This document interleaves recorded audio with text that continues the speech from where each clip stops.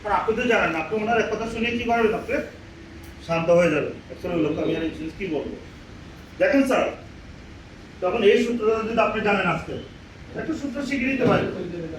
Doctor উনি ওনার জায়গায় বিশেষজ্ঞ, তাই না? আমি তো আমার ইন্স্যুরেন্স সেক্টর বিশেষজ্ঞ, তাই না? উনি প্রতিদিন কি করে, ECG কয়টা, মিনিমাম 30টা, ECHO ইকো কয়টা, 20টা ধরলাম, EET 10টা, তারপর আর কি করে, অ্যাঞ্জিওগ্রাম না,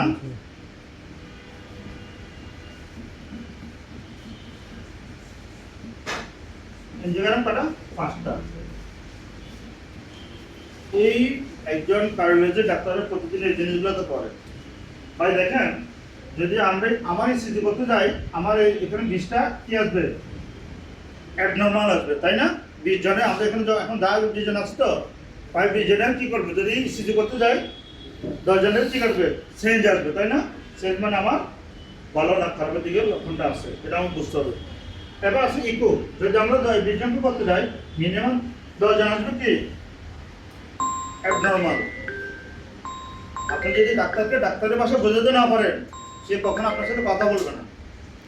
এবার আসেন ইটিটি, 10টা তো 10টাই আসে, তাহলে আমরা 5টা ধরলাম। এই যে অ্যাঞ্জিওগ্রাম করে, এখানে 2টা আসে না? আমি তো আপনাকে এই রিপোর্টগুলো করে ছেড়ে দিচ্ছেন, প্রতিদিন আপনি কিন্তু রিপোর্টগুলো করে ছেড়ে দিচ্ছেন। দেখেন এরপরে কাস্টমার ওই পেশেন্টের অবস্থাটা কেমন, আপনি কখন খেয়াল করছেন?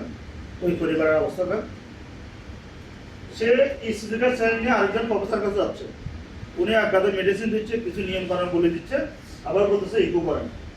ইকো করার পরে থেকে আরো সমস্যা আছে, তাই না? তখন আপনি বলতে কোথায় যান, ইটিতে যান, দৌড়ান, দেখে আপনার হার্টের কতটুকু আছে, ওখানে আরো ঝামেলা আছে, লাস্ট পর্যন্ত আপনি এনজিওগ্রাম করেন। এই যে প্রসিডিউরগুলো মেনটেন করতে গিয়ে তারা এখন কেমন হয়ে যাচ্ছে না? এখন একটা ব্যক্তির সাথে কয়জন থাকে, তার পরিবার, তার স্ত্রী, সন্তান থাকে না, মা বাবা ভাই বোনে তো থাকে। একটা লোকের সাথে আমরা দেখি 5 থেকে 7 জন পর্যন্ত লোক আসে। গতকালকে আমি কিন্তু ছিলাম, মেডিকেল থেকে গেছে রাত 11:30 বাজে।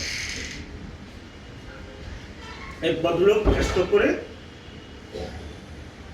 কোথায়, সিলেট মেডিকেলে 16 নম্বর ওয়ার্ডে শুয়ে আছে। এখন দেখেন এই যে পেশেন্টগুলো স্যার আপনি ছেড়ে দিচ্ছেন, এরপর অবস্থা তার কেমন হচ্ছে, তার কাছে কিছু টাকাটা আছে, আপনি কিছু করছেন, খেয়াল করছেন? আপনার এই রিপোর্টের উপরে ভিত্তি করে, এই রিপোর্টের উপর ভিত্তি করে, এই একটা রিপোর্টের উপর ভিত্তি করে, এবং এখানে এই রিপোর্টগুলোর উপর ভিত্তি করে আমি আপনাকে কত লাখ টাকা দিতে পারবো, 40 লাখ টাকা দিতে পারবো স্যার। ওই অফারটাই আমি আপনার সাথে কথা বলতে রাখবো।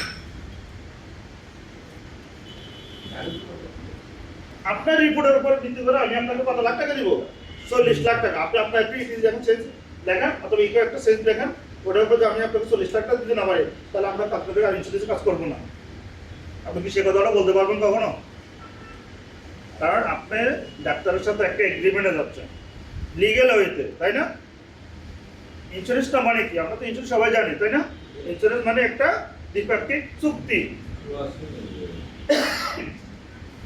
কি কি চুক্তি করি আমরা? ওই যে এতক্ষণ আমরা যে কথাগুলো বলতেছিলাম, সিক্রেট